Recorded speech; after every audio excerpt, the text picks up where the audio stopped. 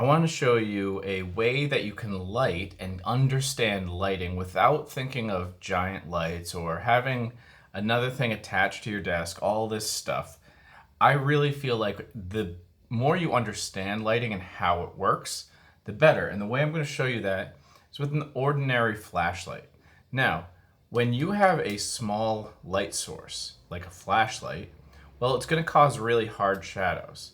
So you can see here, my nose is casting a really hard shadow because of a small light source. Now, watch, I'm going to do something off screen, and you're going to see that it's a lot less of a hard shadow. You can see it very soft. You still get some, and it's going to get even softer still, right? Very, very soft shadow. See how soft it is? Now watch if I turn it around. Hard shadow, like sunlight. But if I'm doing whatever I'm doing over here, you can see it's soft and flattering. So what is it that I'm doing? I'm taking this flashlight, which is a small thing, which causes hard shadows because the smaller light is hard shadows, and I'm pointing it at the wall. So if I show you here, so if I go, small light, really bad lighting. But if I point at the light, oh, the wall, it's really big light, right? Because I shine it there, and now the light is bigger. So now that lighting is softer, right? So if I were to, like, say, set this up where my zoom is, and this is actually fine lighting because I have these other lights, but let's say I don't have good lighting, right? I'll actually show you zoom. If you can see here, you will notice it's really blocky. It's not good footage. And if I take that flashlight and I put it on my face, it's not that flattering. It looks weird.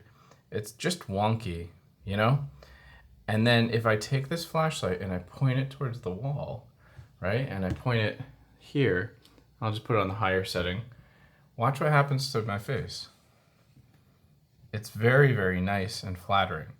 So, as you can see, everything is beautiful, right? It looks better because I'm making the small light source into a big one. So how can you use this understanding that you can take a small, cheap light and bounce it off of something, which makes it bigger, and then you light yourself off of that bounce? The way you can use that is, as you can see right now, there's no lights on in this room. I'm completely lit by the flashlight, standing on its butt, facing the ceiling, and causing a large light. It's overhead, it's not the best look, but this looks really nice. And it also looks good in camera. So you can see, all I'm doing is a little flashlight right there. You don't need crazy equipment. You can use things that you have laying around. It can be a lamp, it can be a flashlight, it can be a cheap light from Amazon for $15, $30 and point it towards a wall and use wherever it's scraping across the wall as your source that you light you. And this is going to give you this beautiful lighting when in a pinch, you know, you just don't have lighting. So I've used this many, many times in many Zoom calls where I don't have an ideal setup. See, now this is just a closet light. But I just bump that up, I put it right to the ceiling. That is a nice flattering look, and I'm using it because I understand the theory. If you have any questions on this, let me know, and I will follow up with another video on this.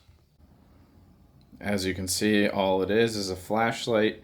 This is like the most simple Zoom setup. I just have a flashlight pointing at the ceiling, and all that illuminates me very well. It looks great, and this is going to be kind of how the Zoom calls look.